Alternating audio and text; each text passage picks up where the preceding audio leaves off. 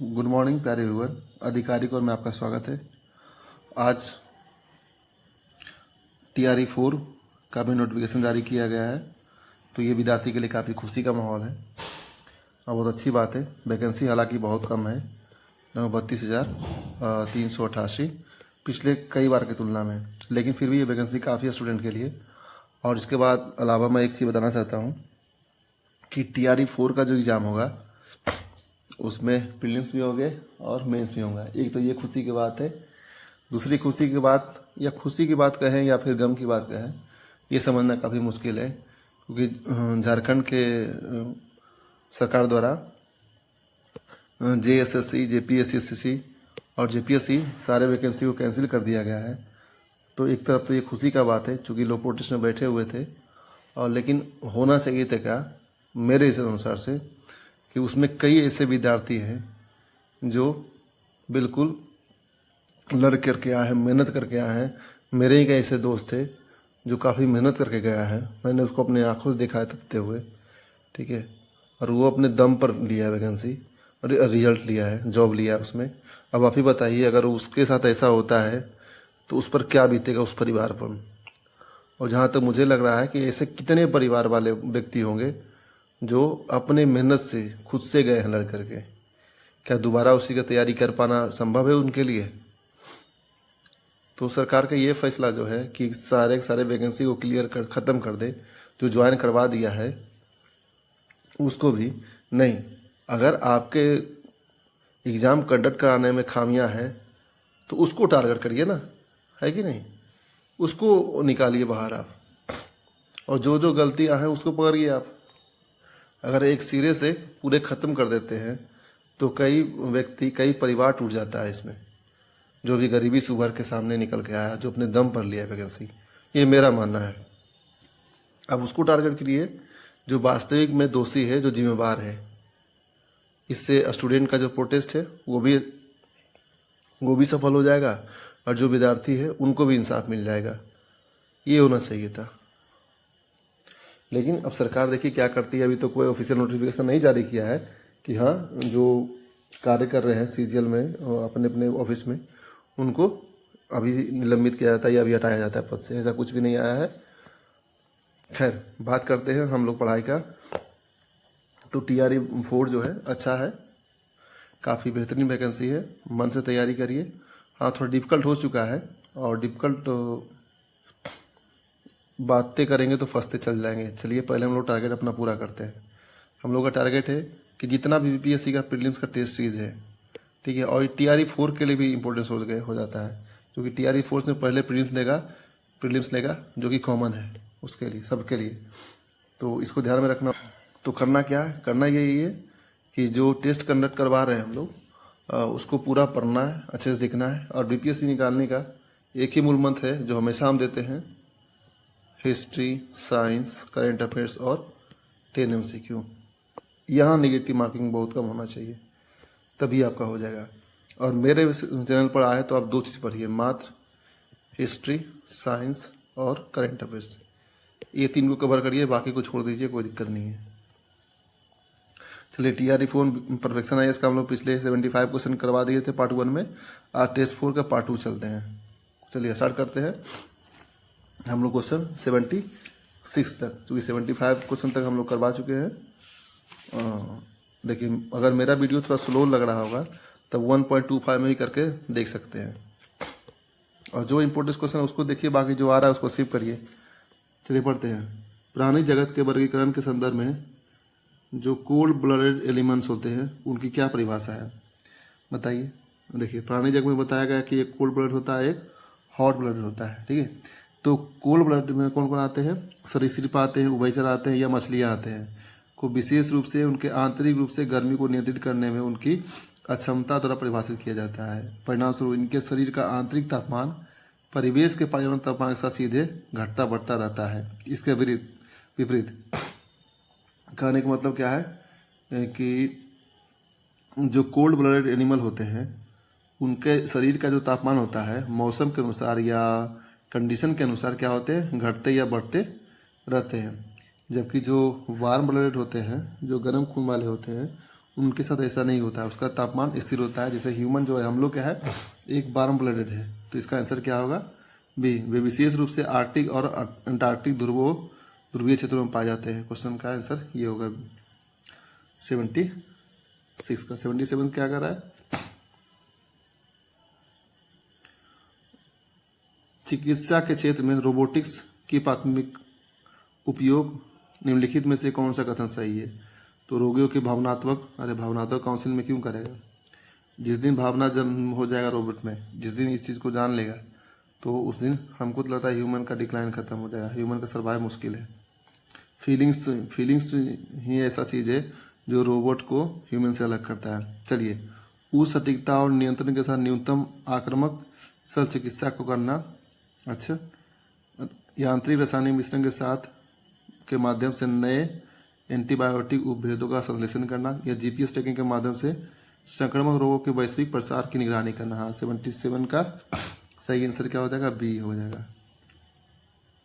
Okay, अगला question, हृदय की विद्युत गति की यानी इलेक्ट्रिकल एक्टिविटी को मापने के लिए किस उपकरण का उपयोग किया जाता है? सिंपल सी बात है, जो हृदय की गति होता है उसको मापने के लिए किस यंत्र का उपयोग किया जाता है? तो ईसीजी का। मानव शरीर में हीमोग्लोबिन की प्राथमिक कार्य क्या है? तो मानव शरीर में हीमोग्लोबिन का जो प्राथमिक कार्य है क्या हो सकता है? फेफड़े से शरीर के विभिन्न ऊतकों तक ऑक्सीजन को पहुंचाना। दिया है क्या? आंसर सी हो जाएगा। क्या कह रहा है? फेफड़े से शरीर के विभिन्न ऊतकों के तक ऑक्सीजन को पहुंचाना हीमोग्लोबिन का मुख्य काम है। ओके, पादप ऊतक के संदर्भ में निकट में विचार करिए। विभाज्य ऊतक जो मेरिस्टेमेटिक टिश्यू होते हैं, उन कोशिकाओं से बने होते हैं जो सक्रिय रूप से विभाजित हो रही होती है। दृढ़ोत्तक जो कायमा होते हैं, पत्तियों के डंठल जैसे पौधों के अंगों को लचीलापन प्रदान करते हैं। क्या आपको लग रहा है? चूंकि दृढ़ोत्तक है तो लचीलापन कभी तो प्राप्त करेगा नहीं। दृढ़ मतलब क्या होता है? स्थिर रहना।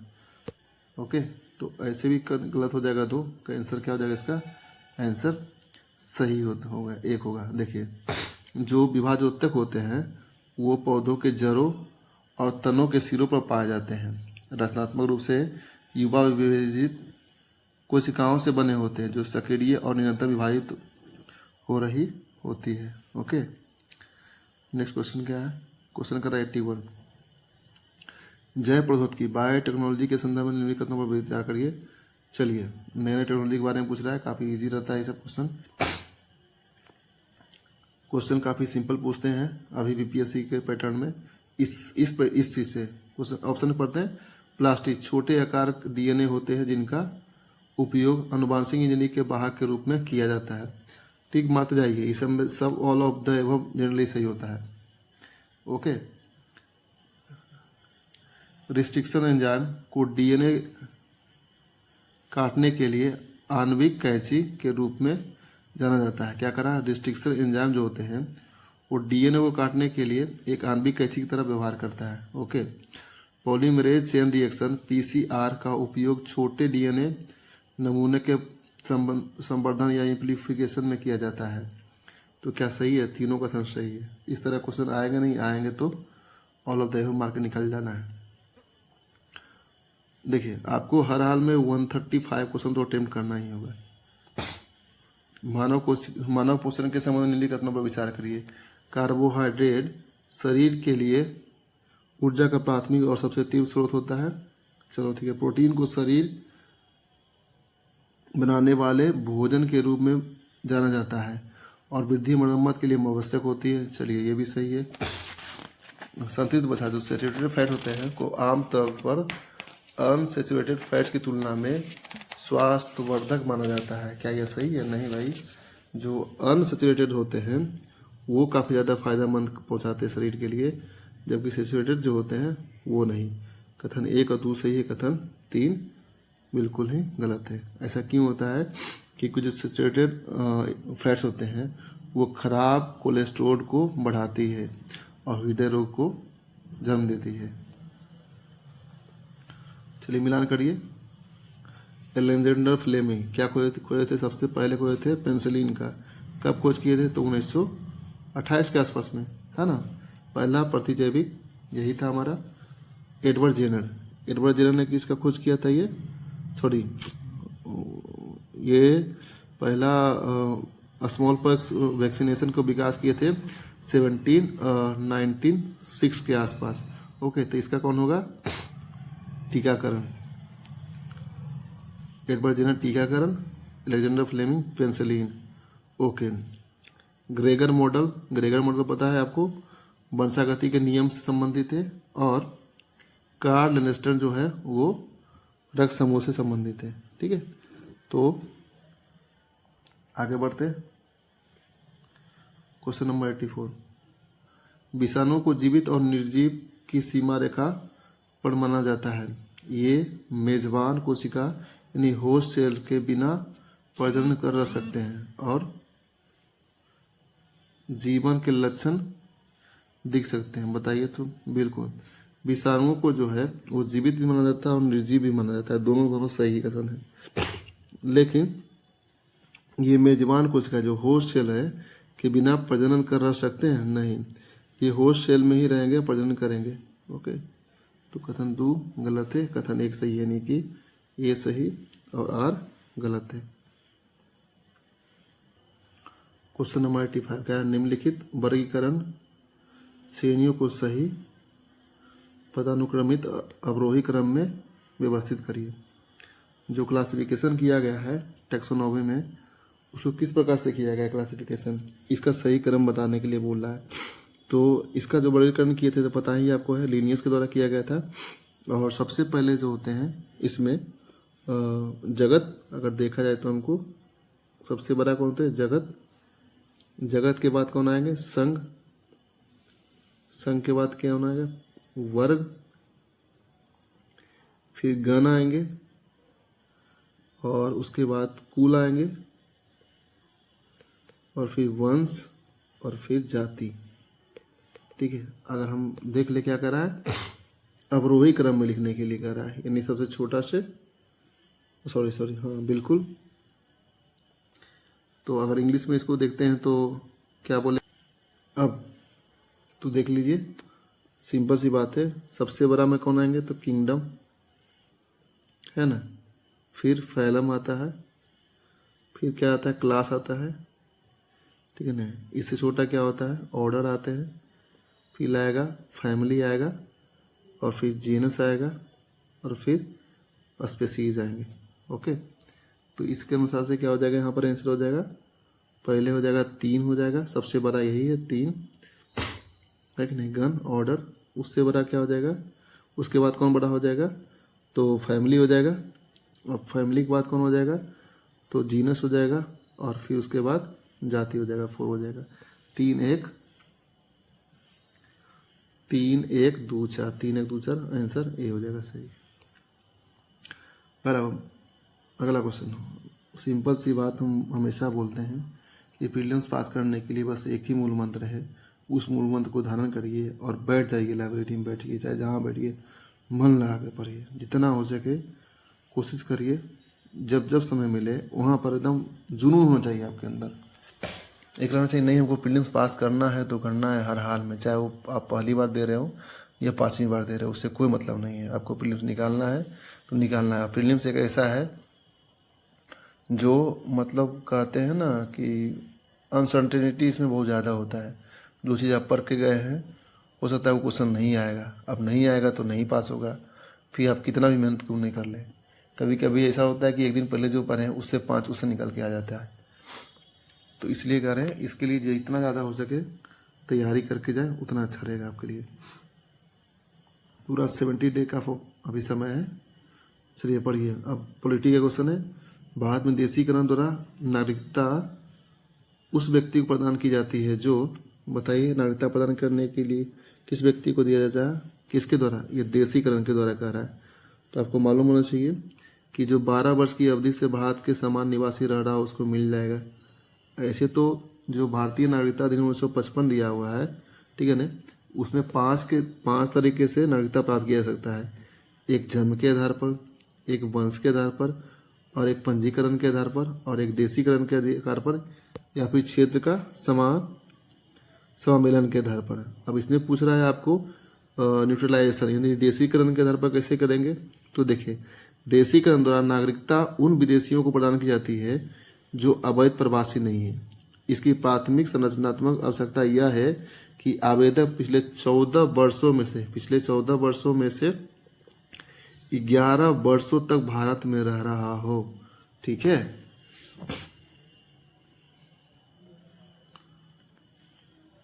चलिए अगला क्वेश्चन क्या कर रहा है।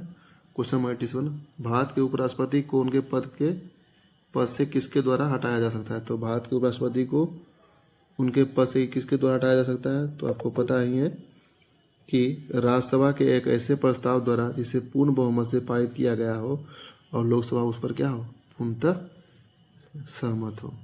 और याद रखना, सबसे पहले इसको हटाने की प्रक्रिया जो शुरू होगी वो राज्यसभा में ही होगी। नीति आयोग द्वारा तत्कालीन योजना आयोग से इस मायने में भिन्न है। मतलब सिंपल सी बात क्वेश्चन कर रहा है कि नीति आयोग योजना आयोग से अलग किस प्रकार है। तो नीति आयोग जो फोकस से रहा है वो नीचे से ऊपर के दृष्टिकोण, बॉटम टू अप्रोच का पालन करता है, जिसमें राज्य के मुख्यमंत्री को भी शामिल करता है। यानी आंसर सी है। सीधे सिंपल सी बात है, नीति आयोग का जो मुख्य काम है वो सहकारी संघवाद की स्थापना पर ज़्यादा फोकस करता है। संविधान सभा द्वारा प्रारूप समिति जो ड्राफ्टिंग कमेटी के अध्यक्ष के रूप में किसे चुना गया था।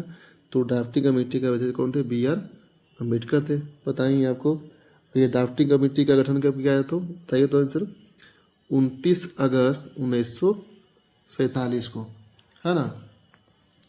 चलिए, जो 7 मेंबर थे उनको भी पढ़ लेना है, जिसमें 2 मेंबर को पदस्थापित किया गया था।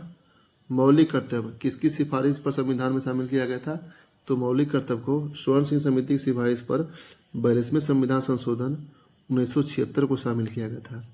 ओके, और इसके साथ ही जो भारतीय संविधान में भाग जुटा था 4 का ए जुटा था और 51 का ए आर्टिकल जुटा था। ठीक है, साथ ही स्टार्टिंग में 10 थे मूल कर्तव्य, बाद में 1 कर्तव्य और जुट गया जो शिक्षा का था।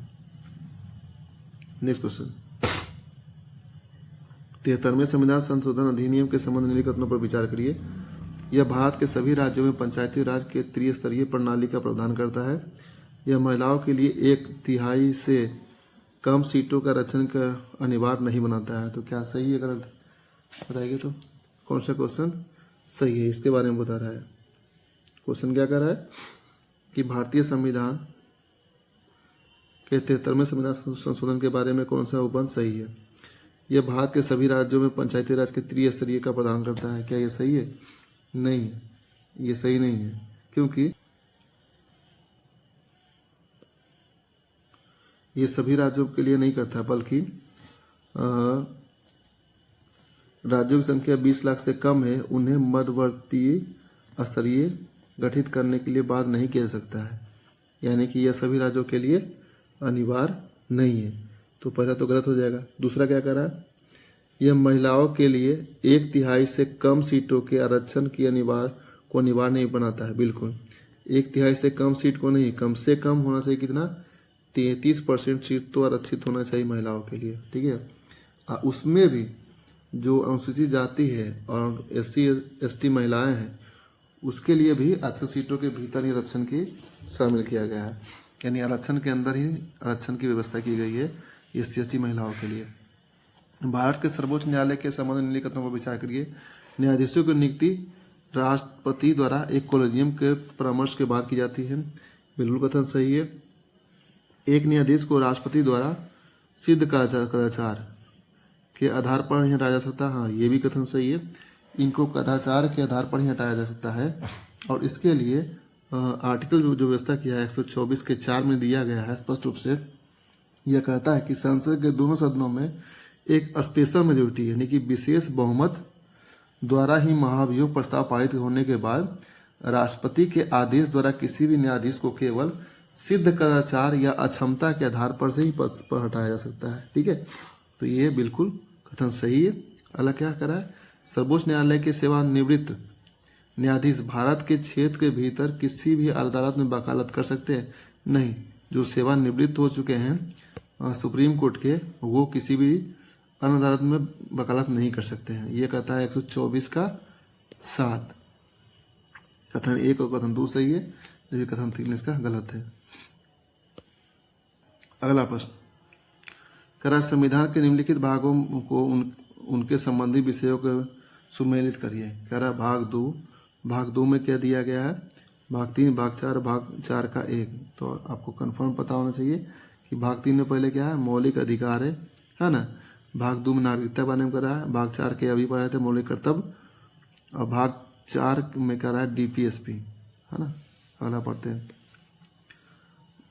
भारत का राष्ट्रपति कार्यपालिका का औपचारिक प्रमुख होता है। क्या कह रहा है, भारत का राष्ट्रपति जो होता है कार्यपालिका का औपचारिक प्रमुख होता है, बिल्कुल। जबकि प्रधानमंत्री क्या होता है, इसका वास्तविक प्रमुख। क्वेश्चन नंबर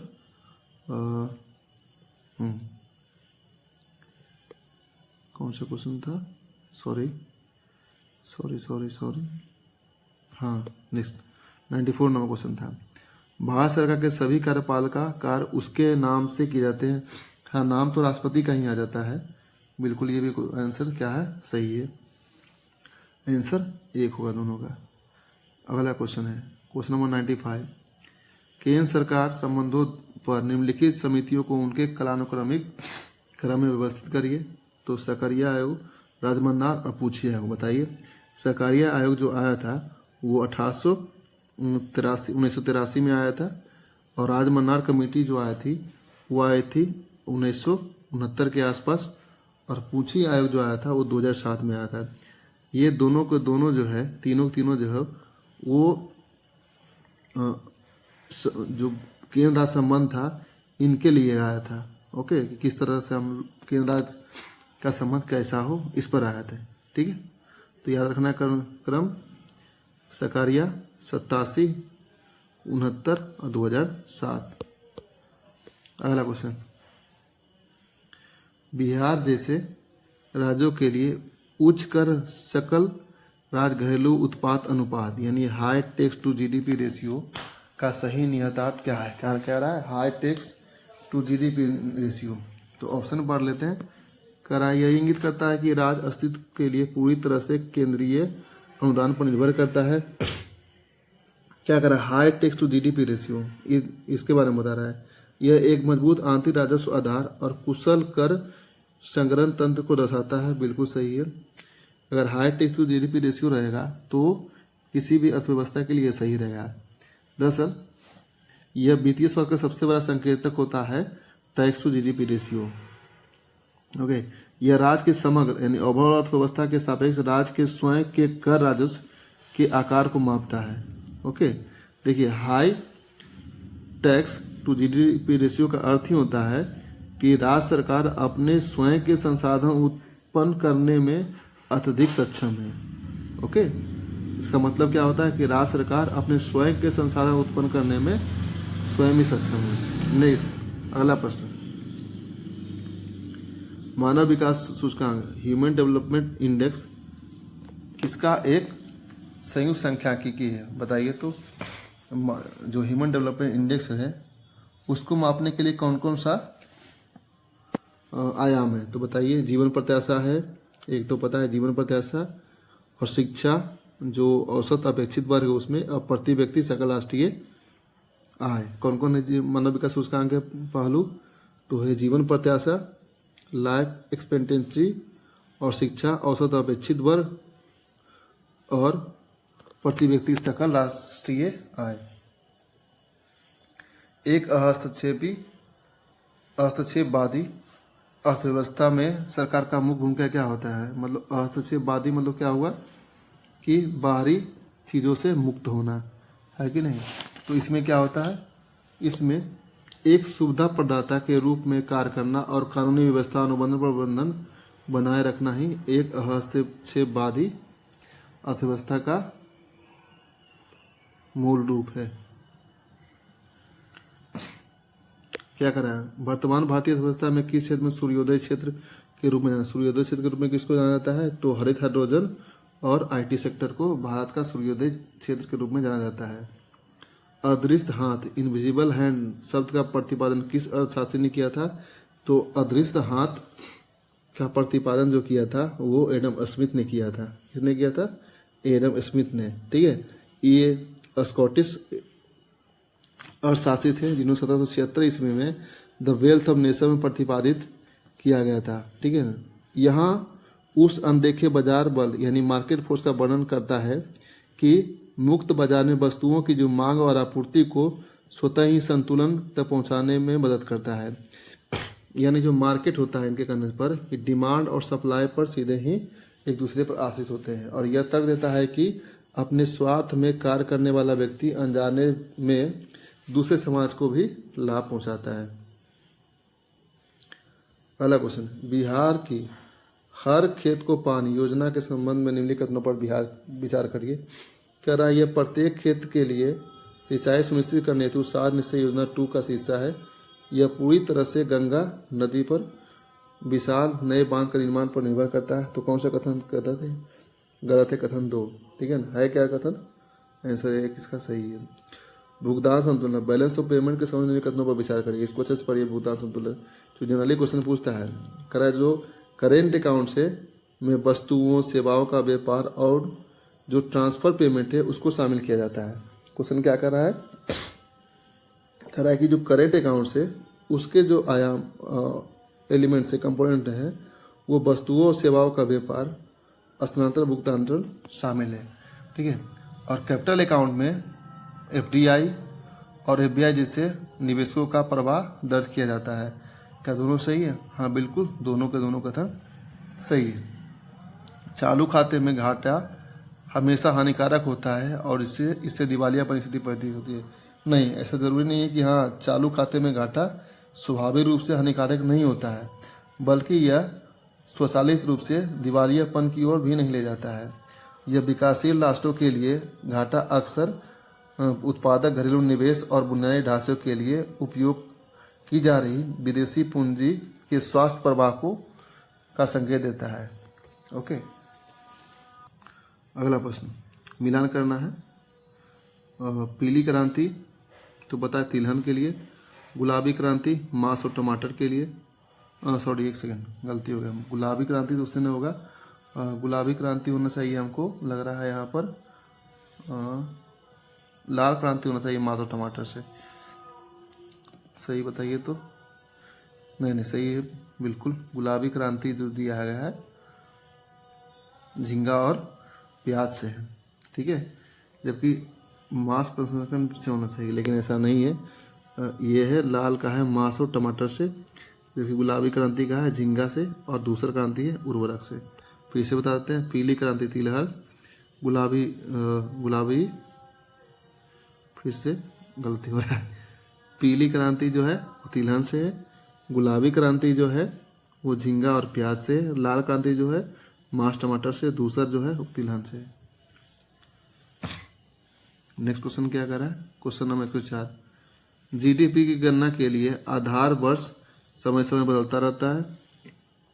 ओके, अब नेक्स्ट है आधार वर्ष बदलने से अर्थव्यवस्था के अगला प्रश्न पढ़ते हैं। अगला प्रश्न क्या कर रहा है? भारतीय रिजर्व के समूच के आधार पर जो मनी है, करेंसी है, निम्नलिखित मनी मुद्रा श्रेणी में सर्वाधिक तरल से न्यूनतम तरल की ओर व्यवस्थित करें। देखिए, सर्वाधिक तरल का अनेक मतलब होता है कि जो पैसा आपके पास है वो कितना ज़्यादा जल्दी चेंज कर सकते हैं, कितना ज़्यादा जल्दी मार्केट में हम लोग लेके आ सकते हैं, इसी बारे में कर रहा है। तो उसमें आरबीआई के द्वारा 4 प्रकार की करेंसी होता है।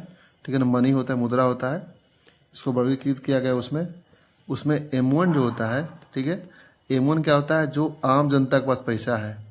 ठीक है ना, अब प्लस उसके पास जो मांग जमा है, जो डिमांड डिपॉजिट है, ठीक है, उसको करते हैं। तो स्वाभाविक है, अब आम जनता के पास पैसा रहेगा तो उसको तुरंत निकाल के खर्चा कर देगा। हम पॉकेट में पैसा रहेगा तो मार्केट में हम जाके खर्चा कर देंगे, है कि नहीं?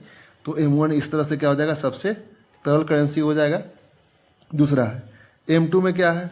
M2 में क्या कर रहा है कि M2 में M1 तो है ही है, अब प्लस जो डाकघर में बचा हुआ पैसा है वो भी है। ठीक है ना, डाकघर में। अब बताइए M2 तरल होगा? नहीं होगा M1 की तुलना में, क्योंकि अब व्यक्ति के पास जो पैसा होगा M1 तो तरल हो ही गया, अब वो डाकघर पर ले जाएगा तब ना पैसा निकालेगा। ऐसे अनुमान कर लीजिए, गेस कर लीजिए इसको। तो ये इससे कम तरल होगा लेकिन ये भी तरल होगा। इस प्रकार से सबसे अधिक कौन हो गया? M1 हो गया, उसके बाद M2 हो गया, M2 मनी। अब M3 मनी के बारे में पढ़ते हैं। तो M3 मनी जो हो गया वो क्या हो जाएगा? वो M1 मनी, जो M1 मनी है अब प्लस जो फिक्स डिपॉजिट है वो हो जाएगा। M3 मनी क्या हो जाएगा?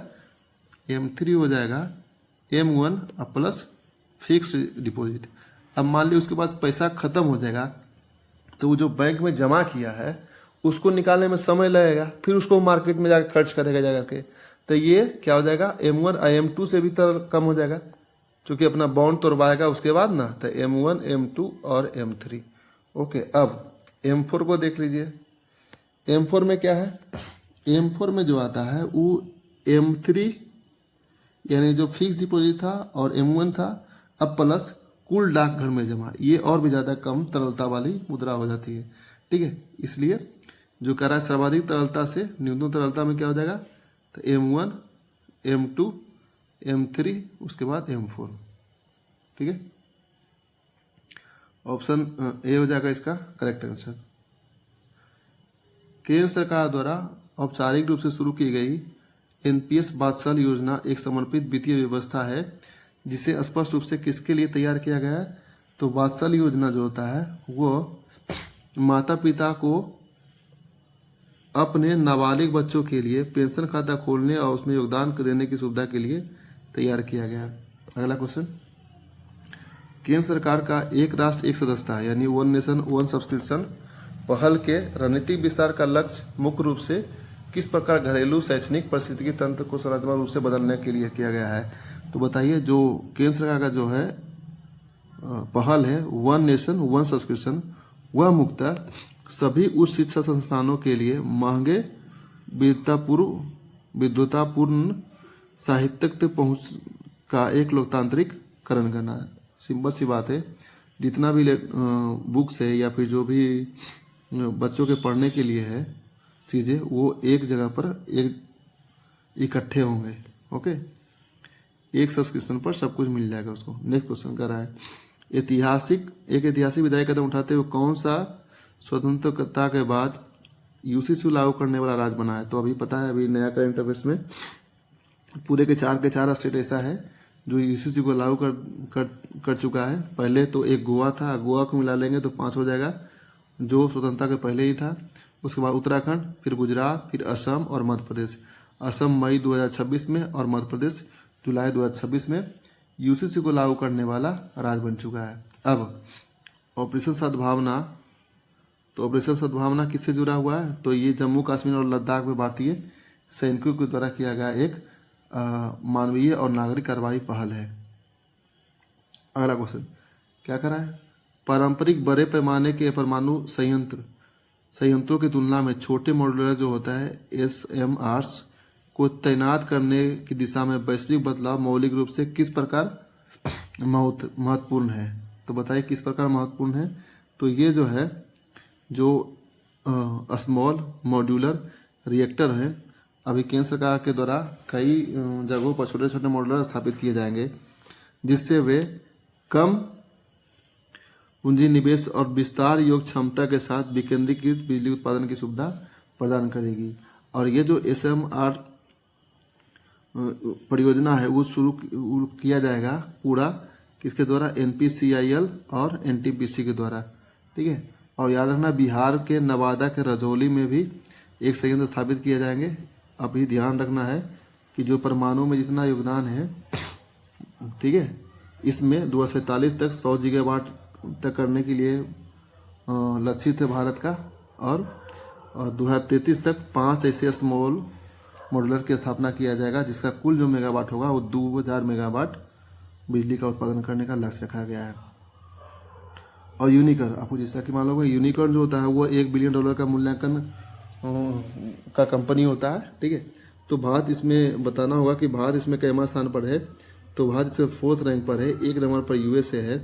और ये जो जारी किया जाता है वो हारून रिसर्च इंडस्ट्री के द्वारा। अब भारत में टोटल यूनिकॉर्न की संख्या जो है वो कितना है? तो 61 है। तो पूछ रहा है क्वेश्चन क्या कर रहा है कि यूनिकॉर्न का दर्जा हासिल करने वाला पहला भारतीय कृत्रिम बुद्धिमत्ता स्टार्टअप बनकर के किस कंपनी ने हाल में भारतीय भाषाओं के लिए विशेष रूप से तैयार अपना आधारभूत एआई मॉडल लॉन्च किया है। क्या कह रहा है क्वेश्चन, कह रहा है यूनिकॉर्न का दर्जा हासिल करने वाला प्रथम भारतीय कृत्रिम बुद्धिमत्ता स्टार्टअप बनकर कौन उभरा है। तो प्रथम कृत्रिम बुद्धिमत्ता स्टार्टअप कंपनी जो है वो क्या है, कृत्रिम है। क्या है, कृत्रिम है। क्या रखना, ये भी ध्यान में रखना कि बेंगलुरु को भारत का यूनिकॉर्न सिटी भी कहा जाता है। ओके, और भारत में सबसे जो वेल यूनिकॉर्न कंपनी है वो है जेरोधा। ठीक है। अगला क्वेश्चन, क्वेश्चन नंबर 112, कि पारंपरिक अभियानों में पारस्परिकता बढ़ाने के उद्देश्य से संयुक्त सैन्य अभ्यास डेजर्ट साइक्लोन का उद्घाटन भारत और किसके बीच में हुआ था। तो याद रखना है, जो डेजर्ट साइक्लोन का उद्घाटन हुआ था वो साइक्लोन रहेगा तो कहाँ रहेगा, साइक्लोन रहेगा तो भारत और मिस्र रहेगा। ठीक है। और डेजर्ट साइक्लोन की बात कहेंगे, डेजर्ट साइक्लोन की बात कहें तो भारत और यूएई के साथ, भारत और यूएई के साथ। इसके अलावा कुछ बताते हैं, भारत और सऊदी अरबिया के साथ अभी हाल ही में गल्फ सीड और सदा तनसीक ये 2 युद्धाभ्यास किया गया है। ठीक है ना। गल्फ सीड और सदा तस्नीक किसके द्वारा, भारत और सऊदी अरबिया के द्वारा। उसके बाद भारत ओमान में अल नहान, अल नजा, ठीक है, और नसीम अल बहर, जिसमें नसीम अल बहर नौसेना का है ओमान के साथ, और अल नहाज नजा थल सेना के साथ। इसके अलावा ओमान के साथ जो किया जाता है वो ईस्टर्न ब्रीज भी किया जाता है। क्या किया जाता है, ईस्टर्न ब्रीज भी किया जाता है। ठीक है। अगला क्वेश्चन, अभी बताया था डेजर्ट साइक्लोन रहेगा तो भारत और यूएई, और साइक्लोन रहेगा तो भारत और मिस्र के साथ युद्धाभ्यास है। कहना, अंग्रेजी साहित्य के लिए प्रतिष्ठित साहित्य अकादमी पुरस्कार 2023 तो बहुत पुराना हो गया। अब 2025 में किसको दिया गया है, तो देखिए साहित्य अकादमी 2025 में कुछ देख लेते हैं हम लोग। तो 2025 में हिंदी के लिए दिया है ममता कालिया को। किस पुस्तक के लिए दिया है, जीते जी इलाहाबाद। 2025 के साहित्य अकादमी पुरस्कार हिंदी में दिया ममता कालिया का, जीते जी इलाहाबाद। मैथिली में दिया है कि इसको महेंद्र जी को दिया गया है। क्या लिखे थे इन्होंने, तो धात्र पात संगम, धात्र या धात्री पात संगम। ओके। और अंग्रेजी में दिया गया था किनको, नवतेजा को किस लिए दिया था, क्रिम्सन स्प्रिंग के लिए।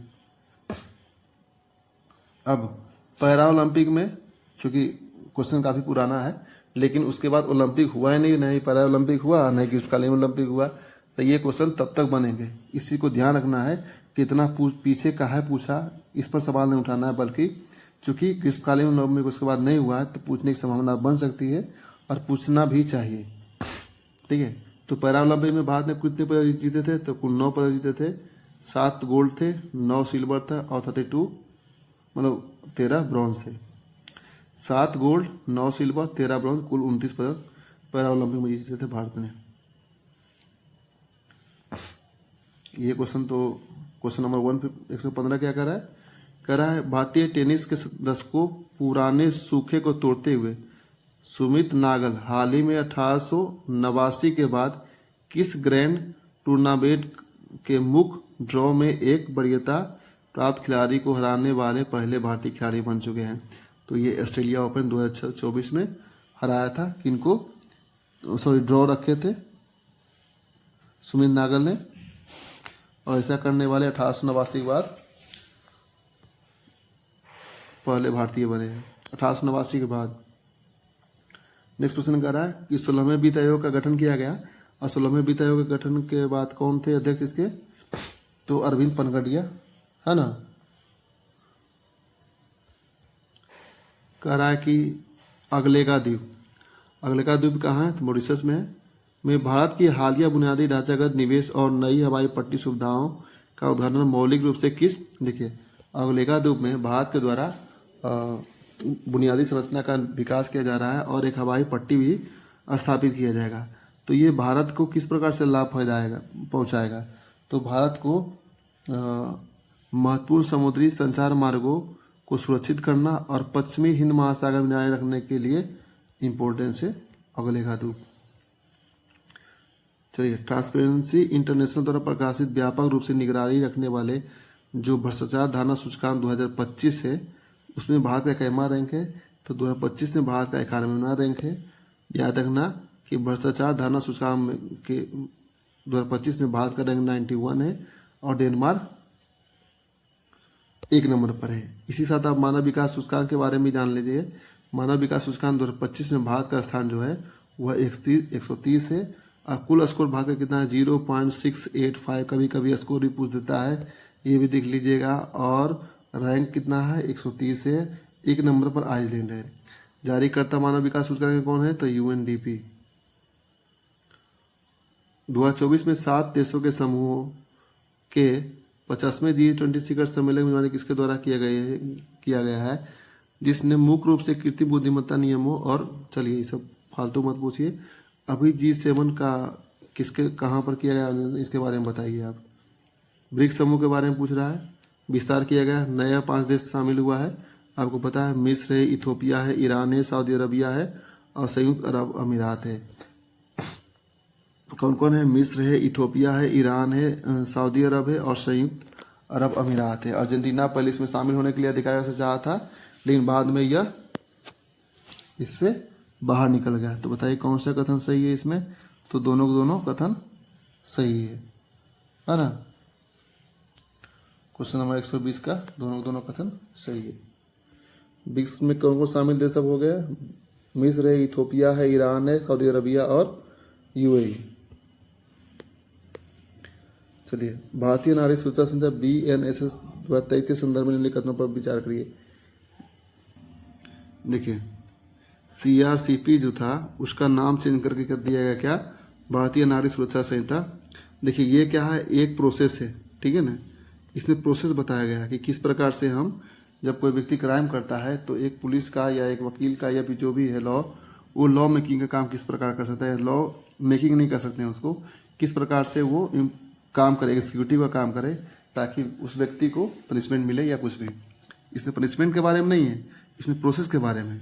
तो यह उन सभी अपराधियों के निवारण न्यायालयिक जांच का प्रावधान करता है, फॉरेंसिक इन्वेस्टिगेशन की जांच करता है जो 7 साल से अधिक के कारावास से दंडनीय हो। बिल्कुल, BNSS में स्पष्ट रूप से कहा गया है कि वैसे अपराध जिसकी सजा 7 साल से अधिक हो उसमें फोरेंसिक FSL टीम को बुलाना आवश्यक है। याद रखना, BNSS 2023 में यह प्रावधान करता है कि वैसे अपराध जिसकी सजा 7 साल से अधिक हो, ठीक है ना, उसमें FSL टीम यानी फोरेंसिक टीम को बुलाना अनिवार्य है, ठीक है ना। फॉर एग्जांपल जैसे कि देख लीजिए, रेप होता है उसमें 10 साल की सजा है, या कोई गुमशुदा वाला मामला है, किडनैपिंग वाला मामला है तो उसमें भी FSL टीम को बुलाना अनिवार्य है, या कोई मर्डर है तो उसमें FSL की टीम को बुलाना अनिवार्य है, या फिर चोरी भी हुआ, डकैती हुआ है, इन सभी चीज़ में 7 साल से अधिक है, मतलब 10 साल लगभग सजा है। तो अगला क्या है, यह राजद्रोह के प्रावधान को पूरी तरह से समाप्त करता है। बिल्कुल 124 से 1 को ये समाप्त कर देता है, ठीक है ना। लेकिन ये कह रहा है पूरी तरह समाप्त करता है, पूरी तरह समाप्त नहीं करता है, ठीक है ना। बस राजद्रोह जो था, जो सेडिशन है, उसको हटा दिया गया है, लेकिन इसे कड़ाई से एक व्यापक और अधिक कठोर वैकल्पिक प्रावधान जो BNS की धारा 152 में प्रदान कर दिया गया, ठीक है। तो पूरी तरह से इसको हटाया नहीं गया है। हाँ, ये आधिकारिक तौर पर 0 FIR की अवधारणा को संस्थागत बनाता है, ठीक है, बिल्कुल सही है। 0 FIR के इसमें मेंशन किया गया है, तो कथन 3 भी सही, कथन 1 और 3 सही है। एक्सप्लेन करेंगे तो बहुत बड़ा लंबा हो जाएगा वीडियो, ऐसे ही वीडियो मेरा लंबा हो जाता है, लगभग 75 क्वेश्चन कराने में 1 घंटा लग जाता है। अगला क्वेश्चन है वैश्विक जैव विविधता ढांचा कोष, global biodiversity framework fund GBFF के संबंध में निम्नलिखित कथनों पर विचार करिए। कह रहा है, विशेष रूप से पेरिस जलवायु समझौते के लक्ष्यों को लागू करने के लिए धन उपलब्ध करवाने हेतु आधिकारिक तौर पर अनुमोदित और शुरू किया गया था। बिल्कुल, क्वेश्चन फिर से पढ़ते हैं। कह रहा है GBFF के बारे में क्या कथन सही है। कह रहा है कि पेरिस, देखिए GBF का जो अवधारणा हुआ है वो आया है G20 सम्मेलन से, ठीक है ना, और यह जरूरी नहीं है कि कोपा 15 जो था पेरिस समझौता इससे हो सकता है, क्योंकि ये भी था वो पहले। देखो अगला क्वेश्चन कर रहा है, ये ग्लोबल इन्वायरमेंट फैसिलिटी के प्रबंधन के साथ के तहत सीधे तौर पर यह अलग वित्तीय तंत्र के रूप में काम करता है। बिल्कुल सही है, दूसरा कथन सही है और कथन पहला गलत है, क्योंकि यह जो है वो कूनमिंग मॉन्ट्रियल वैश्विक जैव विविधता ढांचे के लक्ष्यों को वित्त पोषित करने के लिए अनुमोदित किया गया था, ताकि जैव विविधता के नुकसान से रोका जाए, न कि पेरिस जलवायु समझौते के लक्ष्यों को साधने के लिए इसकी स्थापना किया गया था। ओके, किसके लिए किया गया था? तो कूनमिंग मॉन्ट्रियल प्रोटोकॉल को पूरा करने के लिए। अगला क्वेश्चन कर रहा है, हाल ही बाद में अनुमोदित कार्टिसेल, ठीक है ना, के संबंध में कौन सा कथन सही है? तो याद रखना कि कार्टिसेल के बारे में कौन सा कथन सही है। यह एक अत्यधिक व्यक्तिगत प्रतिरक्षा चिकित्सा है जिसमें कैंसर कोशिकाओं को खोजने और नष्ट करने के लिए प्रयोगशाला में रोगी को अपनी टी कोशिकाओं को आनुवांशिक रूप से संशोधित किया जा सकता है। तो पहला कथन सही है कि जो कार्टिसेल है यह एक अत्यधिक व्यक्तिगत प्रतिरक्षा चिकित्सा यानी इम्यूनोथेरेपी है जिसमें कैंसर कोशिकाओं को खोजने और नष्ट करने के लिए प्रयोगशाला में रोगी की अपनी टी कोशिकाओं को आनुवांशिक रूप से संशोधित किया जाता है। बिल्कुल ये सही है। दूसरा क्या करा है, इसे केंद्रीय औषधि मानक नियंत्रण संगठन द्वारा विशेष रूप से मस्तिष्क और फेफड़े के सॉम ठोस ट्यूमर के सभी चरण के लिए प्राथमिक उपचार के रूप में अनुमोदित किया गया है। तो नहीं, अनुमोदित अभी तक किया नहीं गया है, ये गलत है। ठीक है, अगला कर रहा है कोलंबो सुरक्षा कॉन्क्लेव। ये बहुत इंपॉर्टेंट है क्योंकि इसमें तीनों देश शामिल है। कौन कौन शामिल देश शामिल है ये आपको ध्यान रखना चाहिए। देखिए, जो कोलंबो सुरक्षा कॉन्क्लेव हुआ वो 2011 में हुआ था, ठीक है, जिसमें भारत और श्रीलंका और मालदीव ये तीनों देश शामिल थे। और इसका मुख्य उद्देश्य था जो हिंद महासागर क्षेत्र में जो चुनौतियां हैं उसको निपटान साझा एक साथ रखे करें। ओके, मॉरिशस और बांग्लादेश दोनों औपचारिक रूप से अस्थायी सदस्य के रूप में इसमें शामिल है। तो बिल्कुल दोनों कथन सही है, जो कि मॉरिशस 2022 में हुआ था और बांग्लादेश 2024 में, दोनों कथन सही है। अगला कथन, पीएम विश्वकर्मा योजना के बारे में कौन सा कथन सही है? तो पीएम विश्वकर्मा योजना के बारे में कह रहा है कि इसका उद्देश्य, देखिए, पीएम विश्वकर्मा योजना जो लाया गया मूल रूप से ऐसे व्यक्ति के लिए लाया गया या ऐसे शिल्पकारों के लिए, कारीगरों के लिए लाया गया था जो कि गांव ग्रामीण छोटे मोटे शिल्पकार थे उनके लिए। तो पहला क्वेश्चन सही है। यह योजना का वित्तीय बोझ केंद्र सरकार और संबंधित राज्य सरकार के बीच समान रूप से उठाया जाता है। क्या यह कथन सही है? मुझे तो नहीं लगता है, क्योंकि यह जो योजना है वो 100% केंद्र सरकार के द्वारा वित्त पोषित है, यानी ये सेंट्रल स्पॉन्सर स्कीम है, CSS के तहत आता है। लाभार्थी को उनकी बुनियादी प्रशिक्षण की अवधि के दौरान एक विशिष्ट टूलकिट प्रोत्साहन के लिए दैनिक वजीफा मिलना अनिवार्य है। बिल्कुल मिलना अनिवार्य है। और ये लगभग, याद रखना, दैनिक वजीफा के रूप में 500 रुपये मिलता है, महीने का 15,000 रुपया।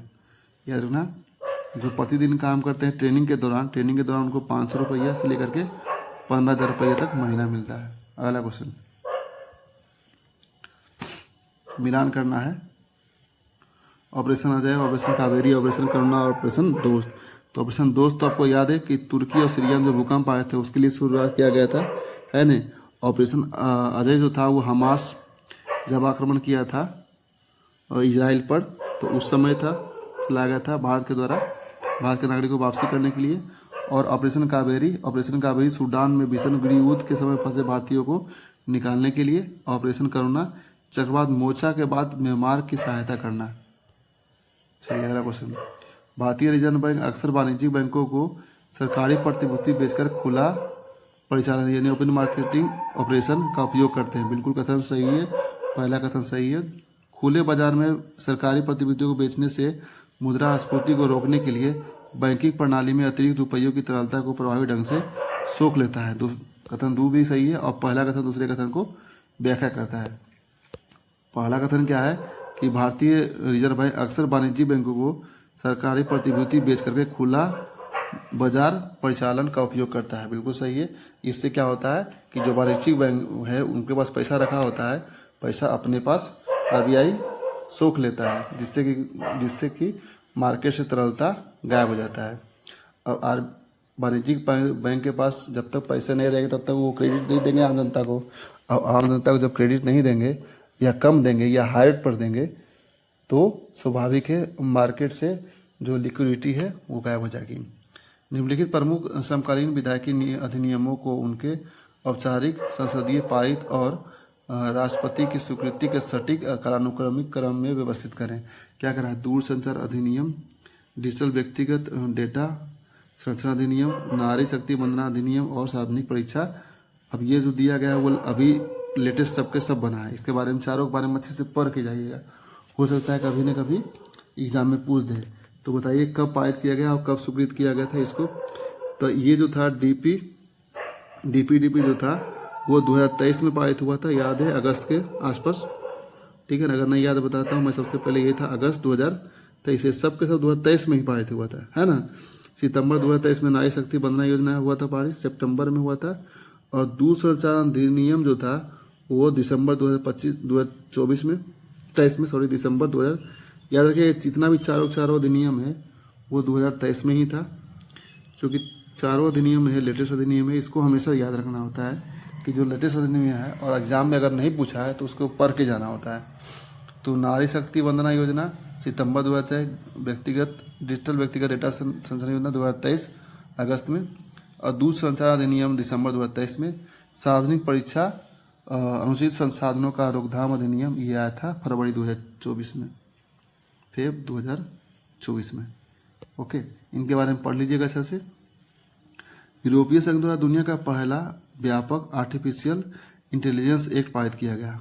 याद रखिएगा, यूरोपीय संघ द्वारा पहला आर्टिफिशियल इंटेलिजेंस एक्ट पारित किया गया कि जाने के गहरे वैश्विक नियामक निहितार्थ थे। अच्छा, क्यों पारित किया गया था, इसका क्या इम्प्लीफिकेशन है, इसके बारे में पूछ रहा है।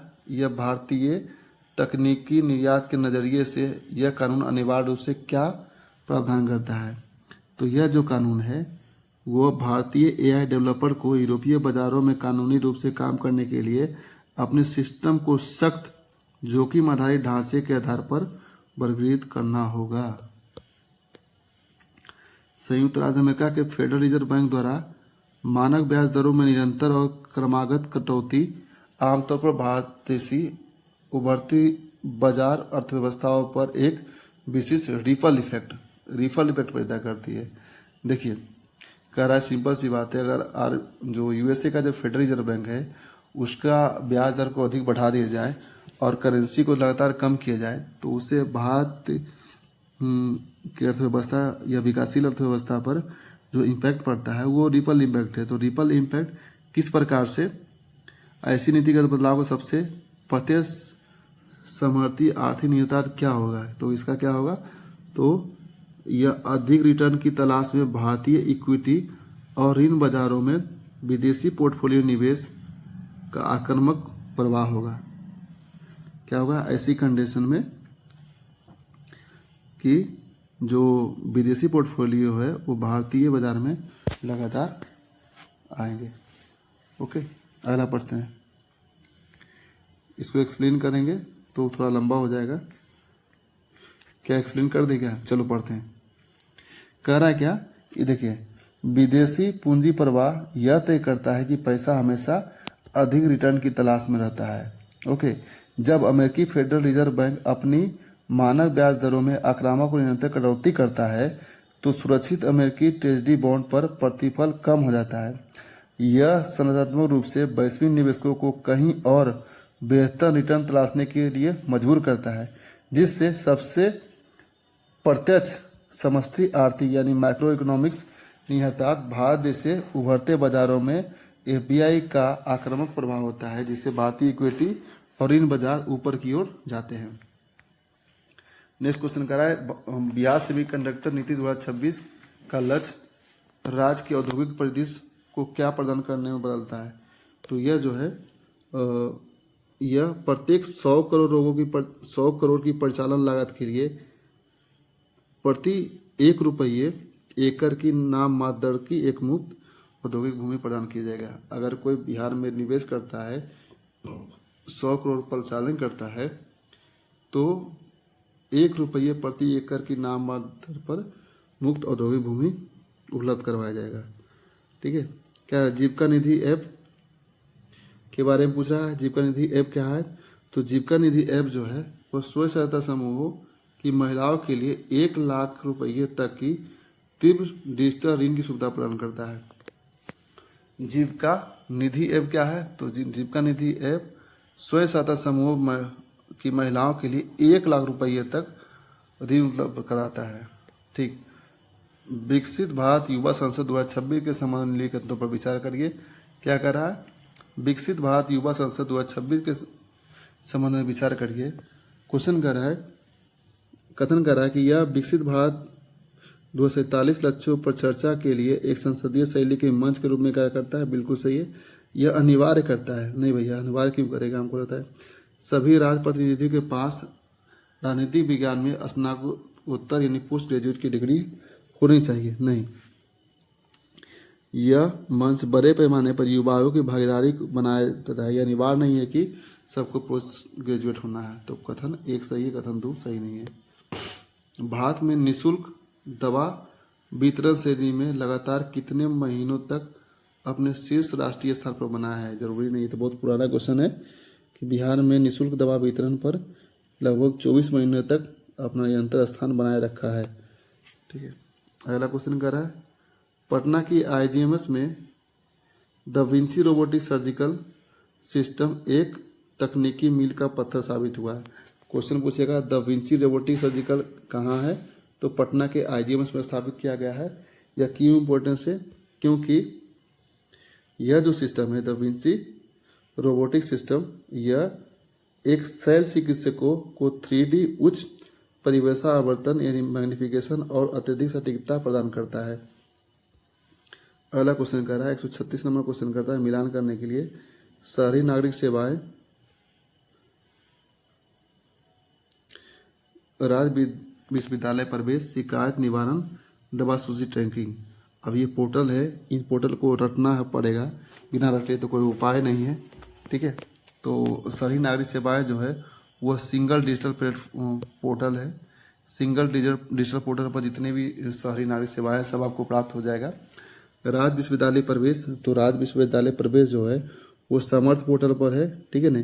समर्थ पोर्टल में सभी विश्वविद्यालय प्रवेशों और प्रशासन को संभालने के लिए अनिवार्य एक केंद्रीकृत डिजिटल ढांचा है। शिकायत निवार जो सहयोग पोर्टल है, सहयोग पोर्टल पर नागरिक शिकायतों के पंजीकरण होता है और ट्रैकिंग के लिए प्राथमिक रचनात्मक मंच प्रदान किया जाता है। दवा सूची ट्रैकिंग, तो दवा सूची ट्रैकिंग में ई औषधि को ट्रैक किया जाएगा इसमें। अगला क्वेश्चन, अभियान बसेरा अभियान भूमि के टुकड़ों को मानचित्र और वर्गीकृत करने के लिए AI का उपयोग करना है। AI एकीकरण का उद्देश्य मैनुअल सर्वेक्षण त्रुटियों को समाप्त करना और सार्वजनिक संपत्ति के अवैध आक्रमण को रोकना है। दोनों कथन सही है और व्याख्या भी करता है इसका। चलिए, बिहार EB 2026 पॉलिसी के संबंध में निम्नलिखित कथनों पर विचार करिए। तो क्या है? EB 2026 जो है नीति बिहार का, वह पर्यावरण के अनुकूल गतिशीलता और सामाजिक समावेश को बढ़ावा देने के लिए अत्यंत ही विशिष्ट और लक्षित सब्सिडी शामिल करता है, जिसमें इलेक्ट्रॉनिक 4 पहिए वाहन खरीदने के लिए वाली महिलाओं को मुख्य रूप से लक्षित करता है। ठीक है। इसमें क्या किया जाएगा? ऐसी महिलाओं को ₹1,00,000 तक विशेष रूप से सब्सिडी प्रदान किया जाएगा। अगला क्वेश्चन कह रहा है कि बजट 2026-27 के अनुसार राज्य का राजकोषीय घाटा कितना लक्षित है? तो 2.99 कितना है? 2.99 है। ठीक है। जबकि जो FRBM एक्ट है इसमें 3% के अंदर रखने के लिए किया गया है। ओके, तो बिहार उसके अनुकूल ही 2.99 रखा है। अगला क्वेश्चन कर रहा है जो सबसे इम्पोर्टेंट क्वेश्चन है, लास्ट क्वेश्चन।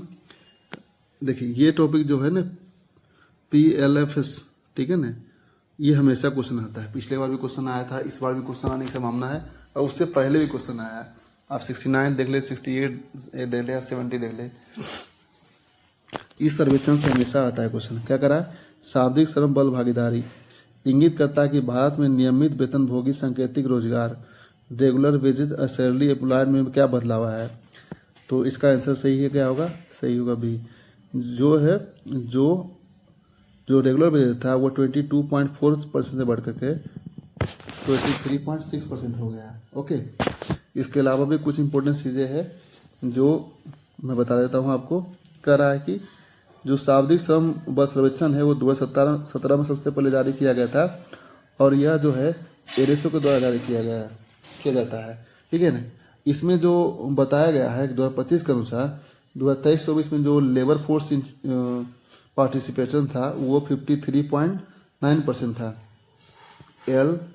LFPR जो था लेबर फोर्स पार्टिसिपेशन रेशियो जो था वो कितना था, तो वो था 59.3%। कितना था, 59.3%। अब 59.3% में जो 79.1% मेल थे और 41% या परसेंट कितना थे, फीमेल थे। ओके, जो लेबर फोर्स पार्टिसिपेशन रेशियो 59.3% था उसमें जो थे 79% थे मेल और 41% फीमेल थे।